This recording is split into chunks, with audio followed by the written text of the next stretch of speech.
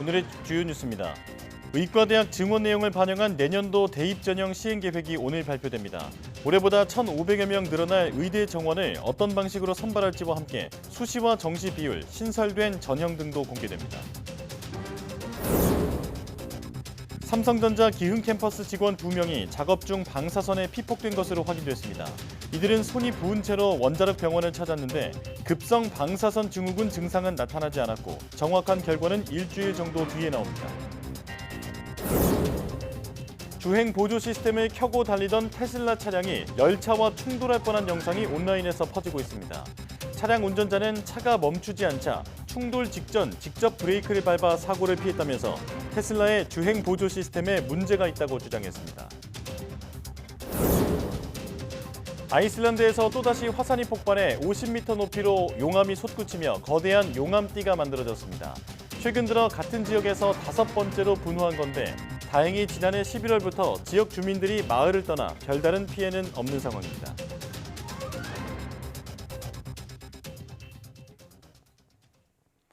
여러분 안녕하십니까? 5월 30일 사이언스 투데이입니다. 교육부가 오늘 2025학년도 대입 전형을 발표합니다. 의대 증원이 확정된 가운데 내년도 신입생은 자율 전공으로 선발되는 인원이 더욱 많아질 것으로 예상됩니다. 염혜원 기자입니다. 내년도 의대 정원은 올해보다 1,509명 늘어난 4,567명입니다. 이렇게 늘어난 인원을 어떤 전형으로 선발할지 오늘 교육부가 발표합니다. 2025학년도 대입 전형 시행 계획을 최종 승인한 데 이어 이번 주 금요일 각 대학들이 수험생과 학부모님들께 모집 요강을 안내해 드리기로 했습니다. 이로써 2025학년도 의대 증원 절차가 모두 마무리됩니다. 의대 전형 중에 가장 관심을 끄는 건 바로 지역 인재 전형입니다. 해당 지역 고등학교 졸업자만 지원할 수 있는 건데 정부는 비수도권 의대의 경우 정원의 60% 이상을 지역 인재로 선발하라고 권고했습니다. 올해 1,000명을 조금 넘었던 선발 규모는 내년에는 1,900명을 넘을 것으로 예상됩니다. 이와 함께 수시, 정시 모집 비율과 학생부, 논술 등 신설된 전형들도 발표됩니다. 학과를 정하지 않고 입학하는 무전공, 자율전공 선발 규모도 커집니다. 수도권 대학과 전국 국공립대에서는 신입생 4명 가운데 1명을 자율전공 전형으로 선발할 것으로 전망됩니다. 자율전공제는 학과와 전공 구분 없이 대학에 입학해서 2학년에 진학할 때 원하는 전공을 선택하도록 하는 방식입니다. 보건, 의료, 사범대를 제외한 대학 내 모든 전공을 선택할 수 있는 방식과 단과대학별로 뽑은 뒤 세부 전공을 선택하는 방식이 있습니다. 특히 신입생 충원이 어려운 비수도권 대학들이 정부 재정 지원을 받기 위해 선발 규모를 대폭 늘릴 것으로 보입니다. 각 대학은 오는 금요일 홈페이지에 구체적인 전형 계획을 게시합니다. 이후 오는 7월 재외국민 수시 모집을 시작으로 2025학년도 대학 입시가 본격 시작됩니다. YTN 염혜원입니다. 의대 증원에 반발해 전공의들이 병원을 떠난 지 벌써 100일이 흘렀습니다. 정부는 의대 증원이 확정됐으니 돌아오라며 강경책과 유인책을 양손에 들고 압박 수위를 높이고 있지만 전공의들은 꿈쩍 않는 모습입니다. 이문석 기자입니다. 지난 2월 19일 서울 주요 5개 병원을 필두로 전국 수련병원에서 전공의가 이탈했습니다. 그로부터 100일이 지났지만 전공의들은 돌아오지 않고 있습니다. 전국 211개 수련병원 전공의 만여 명 중 7.1%인 973명만 출근한 거로 조사됐습니다. 복귀 조건으로 내건 증원 원점 재검토는 어려워졌습니다. 2025학년도 대입계획 변경이 승인돼 금요일에 대학별 신입생 모집 요강이 나가면 사실상 증원이 확정되기 때문입니다. 때맞춰 정부는 복귀 여부에 따라 조치에 차이를 두겠다며 전공의를 강하게 압박했습니다. 동시에 전문의 수 확대가 필수적인 전문의 중심 병원 운영 전환 추진 계획을 내놨습니다. 전공의 수련 목적이 전문의 자격 취득이라는 점에서 수련 환경 개선 약속에 이은 복귀 유인책으로 해석됩니다. 정부는 올해 내에 전문의 중심 병원 전환 지원 사업 착수를 목표로 속도감 있게 과제를 구체화해 나가겠습니다. 의사단체들은 기자회견과 토론회 등을 잇따라 열고 지금이라도 증원 정책을 중단하라고 정부에 요구하고 있습니다. 우리 국민이 원하는 의료 체계가 어떤 것인지에 대한 합의가 먼저 이루어지고 이를 위한 의사 수가 최선의 방법으로 추산되고 이에 도달하기 위한 타협이 이루어진 후에 점진적으로 진행하여야 올바른 의료 개혁이 가능하지 않을까요? 또 의대 증원의 부당함을 알리겠다며 강원도를 시작으로 전국 7개 지역에서 한국의료 사망선고라는 이름을 건 촛불 집회를 예고했습니다. YTN 이문석입니다. 대한의사협회가 사직으로 생활고를 겪는 전공의들에게 100만 원씩 지원하는 생계 지원 사업에 2,900여 명이 신청한 것으로 파악됐습니다. 의료계에 따르면 지난 27일 오전 9시까지 전공의 생계 지원 사업에 2,900여 명이 신청했으며 의협은 본인 확인과 신청서 검토 과정을 거쳐 이 가운데 약 280명에게 100만 원씩 지급했습니다. 이번 달에 취임한 임현택 의협회장은 첫 월급 전액을 생계 지원 사업에 기부한 것으로 알려졌으며 이 사업에는 현재까지 지원금 6천만 원이 모였습니다. 의협은 전공의들이 병원에 제출한 사직서가 수리되지 않아 다른 직장을 구하지 못해 생계 유지에 어려움을 겪고 있다며 지난 2월부터 생계 지원 사업 신청을 받아왔습니다.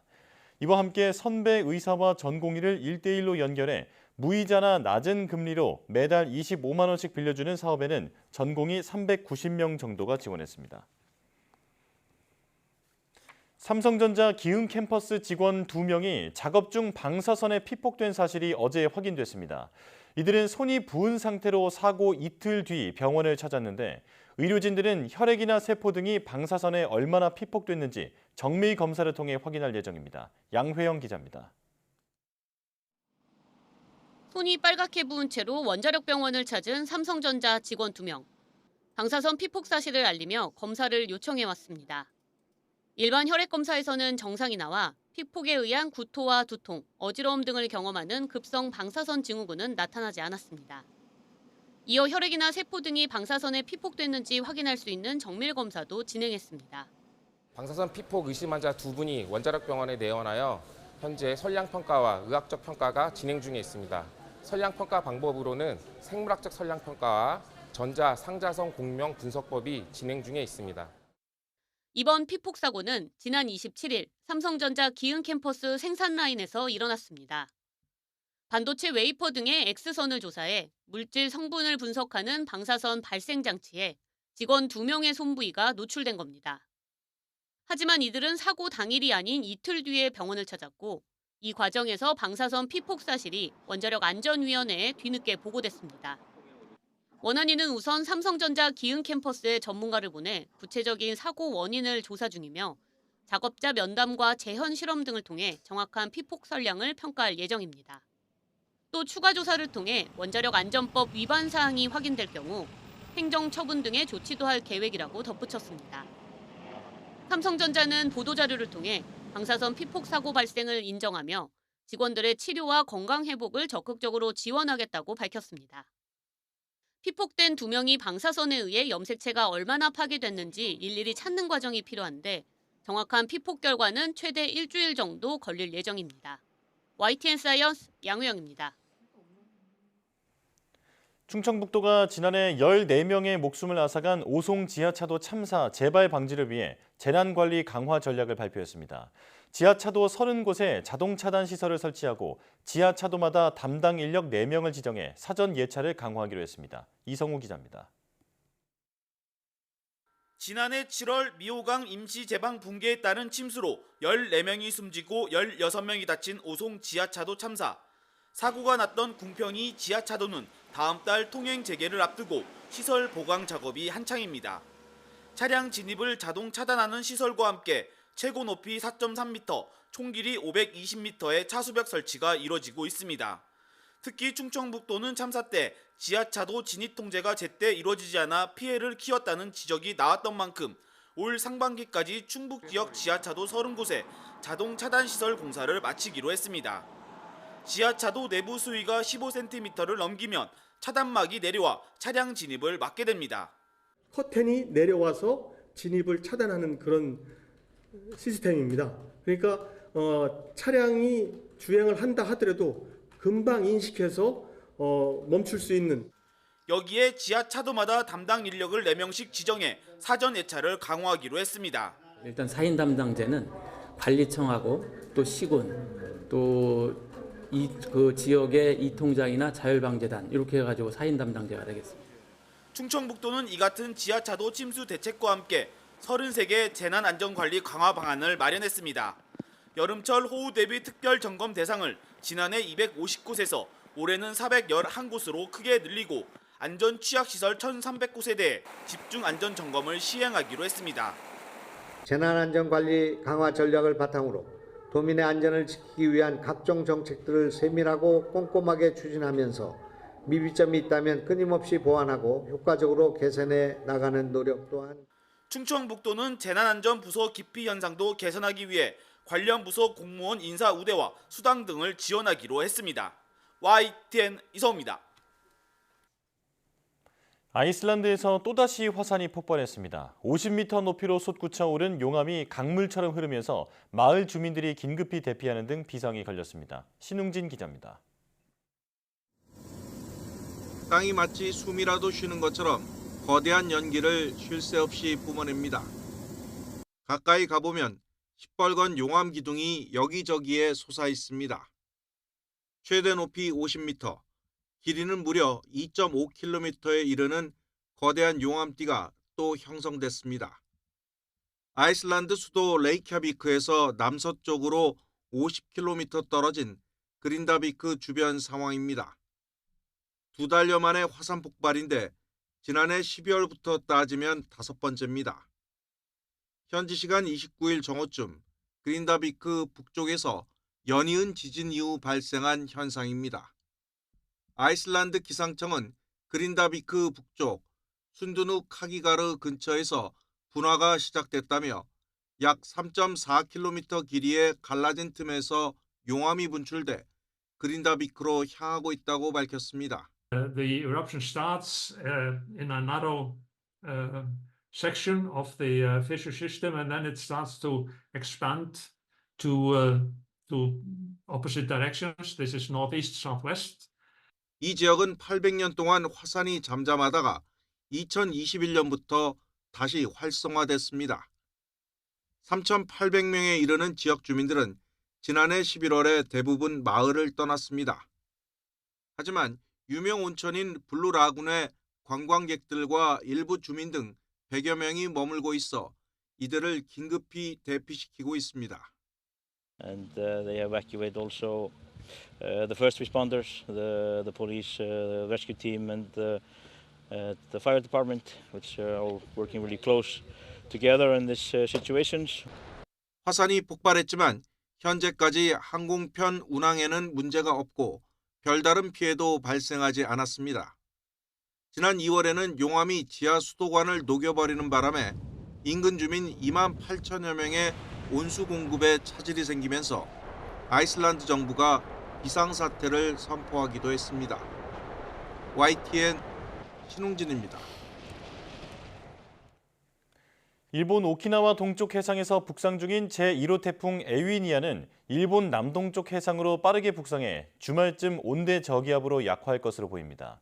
기상청은 중간 강도로 발달한 태풍 에위니아가 현재 일본 오키나와 동쪽 약 630km 부근 해상에서 시속 32km의 빠른 속도로 북동진하고 있다고 밝혔습니다. 이후 태풍은 이번 주 금요일 오후 도쿄 남동쪽 해상을 지나 주말 오후에는 일본 삿포로 동쪽 해상에서 온대 저기압으로 약화할 전망입니다. 우리나라는 태풍으로 인한 직접 피해는 없겠지만 내일과 모레 남해안과 제주도 해안에 너울성 파도가 높게 일 가능성이 있어 주의가 필요합니다. 최근 방글라데시와 인도를 강타한 사이클론 레말과 관련한 사망자 수가 최소 65명으로 집계됐다고 외신들이 보도했습니다. 레말은 지난 26일 밤 강풍과 폭우를 동반한 채 방글라데시에 상륙해 곳곳에서 홍수와 산사태가 났고 이 과정에서 최소 17명이 숨졌습니다. 인도 북동부 미조람주에서도 지난 28일 채석장이 무너지면서 인부 14명이 목숨을 잃는 등 지금까지 사망자가 48명으로 늘어났습니다. 또 서벵골주에서 10명이 숨졌고 북동부 아삼주와 나갈랜드주, 메갈라야주에서도 최소 10명이 사망했다고 인도 매체들은 전했습니다. 사이클론은 인도양 등에서 발생하는 열대성 저기압으로 매년 5월부터 형성돼 인도와 방글라데시 해안 지역 등에 큰 피해를 주고 있습니다.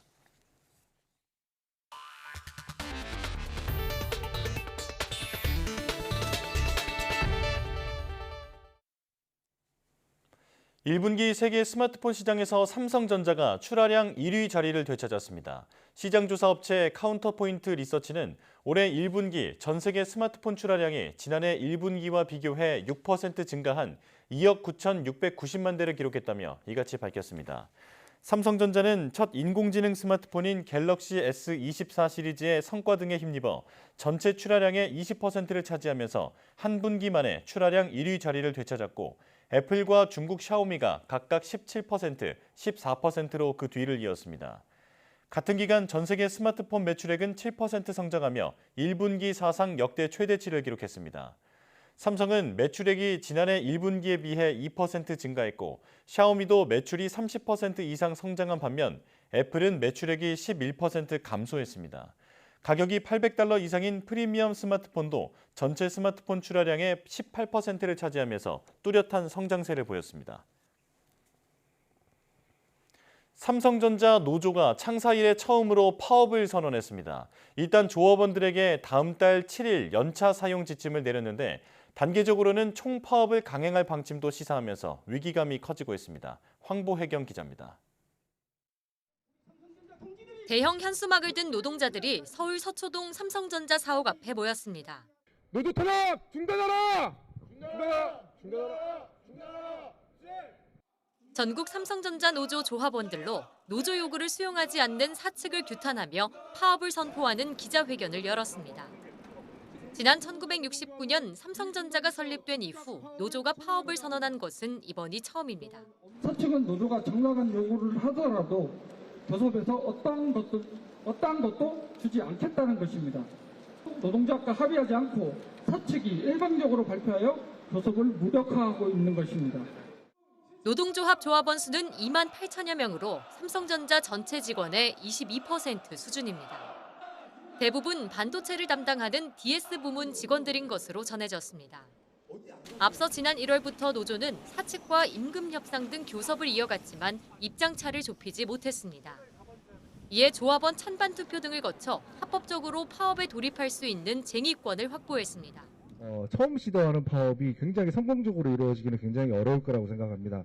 한 단계 한 단계 단계를 밟아 나가서 우리가 원하고 하자는 총파업까지 가기 위해서 시작을 합니다. 노조는 징검다리 휴일이기도 한 다음 달 7일 조합원들의 단체 연차 사용으로 첫 번째 파업을 진행한다는 계획입니다. 당장 총파업은 피하게 됐지만 반도체 부문 수장을 바꾸며 쇄신에 나섰던 삼성전자에는 비상등이 켜졌습니다. AI 시장 확대로 수요가 커진 고대역폭 메모리 HBM 경쟁에서 SK하이닉스의 주도권을 빼앗긴 데다 최근 엔비디아 품질 테스트를 통과하지 못했다는 외신 보도까지 악재가 이어지고 있기 때문입니다. 테스트가 순조롭게 진행 중이라며 즉각 반박에 나섰던 삼성전자는 노조의 파업 선언과 관련해 별도의 공식 입장을 내지 않겠다고 밝혔습니다. YTN 홍보혜경입니다. 전국 삼성전자 노동조합의 파업 선언에 삼성의 또 다른 노조가 파업 목적성이 불분명하다고 지적했습니다. 삼성 5개 계열사 노동조합을 아우르는 삼성 초기업 노조는 입장문을 내고 전삼노의 파업은 직원들의 근로조건 향상이 목적이 아닌 상급단체 가입 발판을 마련하고자 하는 것으로 보인다고 밝혔습니다. 이어 단체 행동을 함에 있어 직원과 조합원의 의견을 충분히 수렴하고 반영해 성공적인 단체 행동이 될 수 있기를 기원한다고 덧붙였습니다. 현재 한국노총 산하인 전국 삼성전자 노조는 파업 선언 뒤 다른 노조와 연대할 수 있다며 민주노총 등과의 협력 가능성도 열어둔 상태입니다. 노벨 경제학상 수상자이자 내생적 성장이론 분야 대가인 폴 로머 보스턴 칼리지 교수가 최근 인공지능 AI 붐에 대해 과열을 경고하는 목소리를 내놨습니다. 로머 교수는 홍콩에서 열린 한 행사에서 블룸버그 텔레비전과 만나 AI의 미래에 대해 확신이 지나치다면서 AI의 미래를 예상하면서 매우 심각한 실수를 저지를 위험이 있다고 본다고 말했습니다. 그러면서 컴퓨팅 능력의 확장과 대규모 데이터 수집에 따른 수혜를 받지만 앞으로 충분한 데이터를 확보하지 못할 가능성이 있다고 주장했습니다. 특히 주요 AI 활용 분야인 차량 자율주행에서 이와 같은 데이터 문제가 나타나고 있다고 우려했습니다.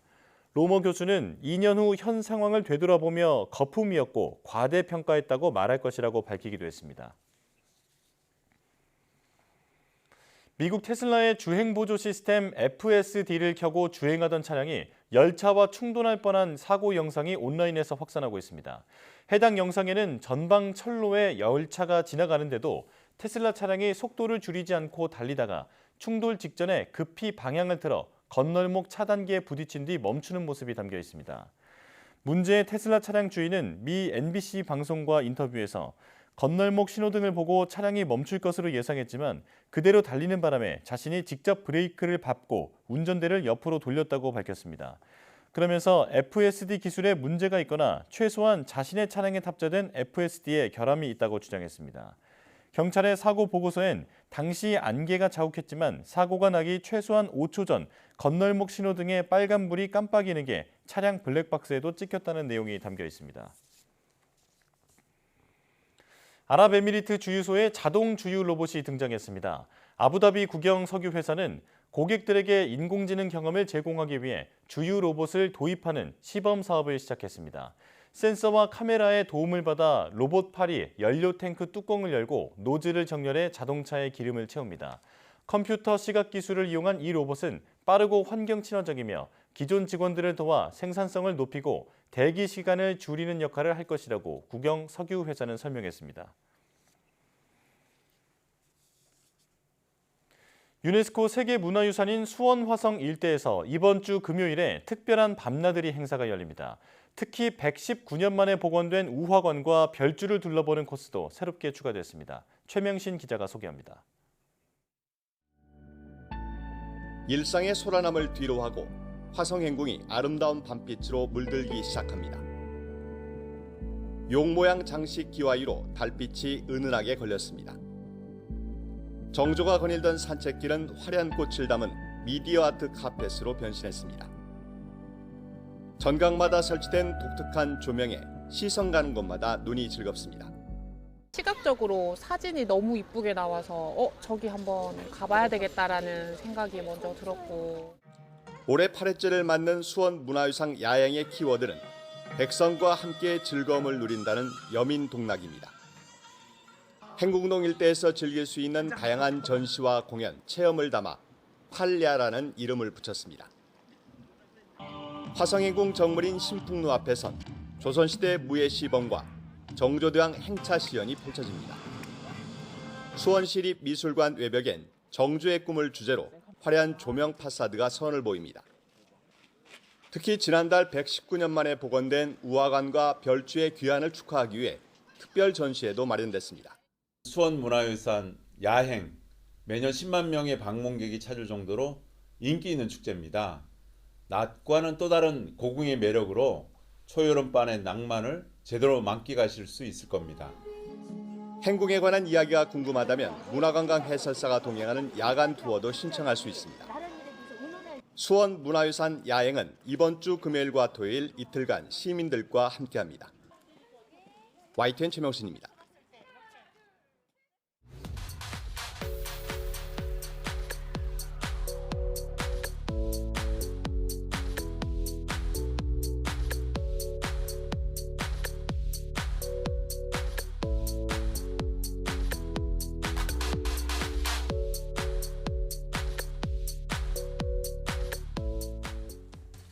앞서 삼성전자에서 방사선 안전사고가 났다는 소식 전해드렸는데요. 반도체 생산 라인이나 의료 현장, 원자력 발전소 등에서 방사선을 이용해 작업하다 피폭되는 사고는 잊을만하면 반복되고 있습니다. 염색체를 파괴하는 방사선 사고는 당장의 안전뿐 아니라 미래 건강에도 중대한 영향을 미칩니다. 이런 일이 절대 발생하지 않도록 안전시설과 규정을 꼼꼼히 들여다봐야겠습니다. 뉴스 마칩니다. 고맙습니다.